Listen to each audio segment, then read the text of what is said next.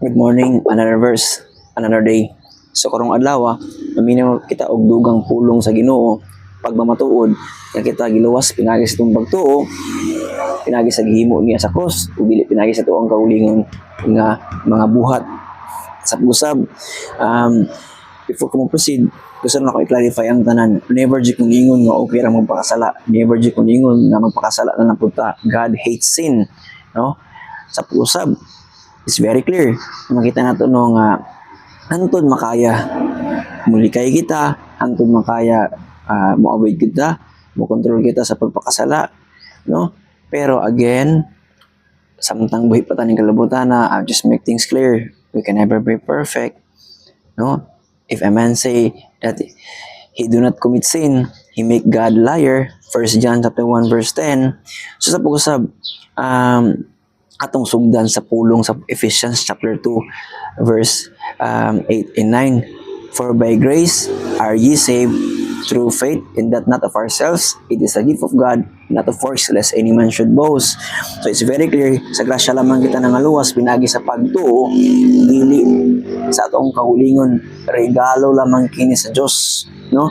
It is a gift of God, not of works, dili sa buhat, not of works. Unsa gyud ng Cebuano sa not of works, good, not of works, no, lest any man should boast, para wala daw bisan kinsa makapanghinambog o makapangsigarabo. Nga naman kay walay makasulod sa langit, ngayon siya dito nga nakahilangit ko kay tungod sa maayo na kong mga binuhatan. No, kitang tanan kung mahilangit ta tungod na sa unsay gibuhat, mga gibuhat sa Dios sa atoa, gihimo niyang sakripisyo ug pagpakamatay sa cross para sa atoa. And of course, no, in the book of Titus, chapter 3, verse 5, yung na po sa Ginoo, not by the works of righteousness which we have done. So it's very clear, dili daw sa pinagi sa pagbuhat o mga matarong, no, na atong gipanghimo, but according to His mercy, He saved us by the washing of regeneration and renewing of the Holy Spirit. So, sa pag-usap diyan naman kita, no, una, by grace, no, luwas kita, and karon in the book of Titus, yung ang puno sa Ginoo, but according to His mercy. And of course, the very famous John 3:16, for God so loved the world that He gave His only begotten Son, that whosoever believe in Jesus Christ, will not perish, but will have eternal life, everlasting life. So diyan natin nakita gugma. So una, grasya, kaluoy, gugma. No, diya ta giluwas sa Dios and dili sa tong kahulingon.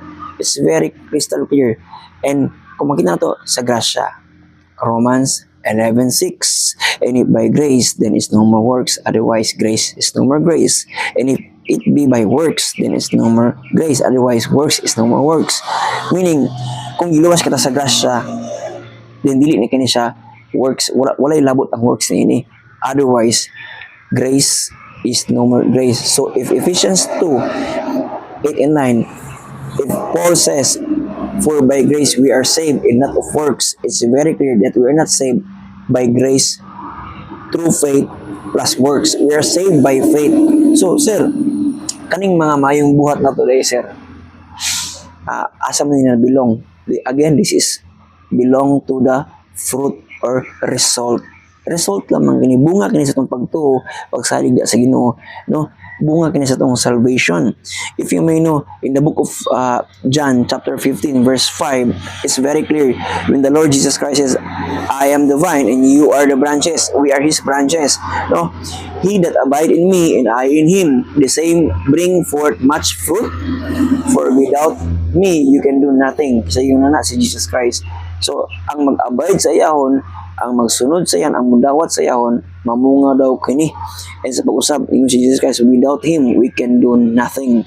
Siya ang punuan, kita ang mga sanga. And sa sanga, di mo gawas ang bunga. And kaning bunga, mo kaning gitawag nato nga good fruit. And sa pag-usap, makita nato, again, commandments and obedience of the law. Kung makita to in the Matthew chapter, basahan sa pag-usap Matthew chapter 19 verses 16 to 26, diyan natin makita there's a young man nagasunod sa commandments, but then again dili pa na siya enough. Then Jesus Christ, if thou be perfect, so sell all what you have and give it to the poor, and you will have treasures in heaven, and come and follow me. Then, dili kaya. Ang mga disciples ng utana sa niya, o mga tao ng utana, they were exceedingly amazed. No, after the news of Jesus Christ is easier for a camel to enter into the eye of the needle than a rich man to enter the kingdom of God. Then, yung sila, who then can be saved? It's very clear, crystal clear, yung si Jesus Christ. With men, this is impossible. Kato ay imposible kini, but with God, all things are possible. And sa pusab, makita nato no, kaning grasa sa Diyos. And even you read Galatians chapter 2, verses 16 to 21, nga ibaluin ninyo nga ang tao dili mahimong matarong pinagi sa pagsunod sa balaod apan pinagi sa pagtuo diha kang Kristo Jesus, no? So, it's very clear na kita gihimot ang matarong pinaagi sa pagtuo kang Jesus Christ. Kaya nga naman, we did not frustrate the grace of God. It's a verse 21. It's very clear. For if righteousness comes by the law, kung ang pagkamatarong pinagi sa pagsunod sa balaod, then may mong walay pulos ang pagpakamatay ni Jesus Christ sa cross, yung sakripisyong gihimo. Ganong ani po sa kalibutan, kung kaya naman na itong mahilangit, pinagi sa tuwang buhat o pinagi sa pagsunod sa commandments.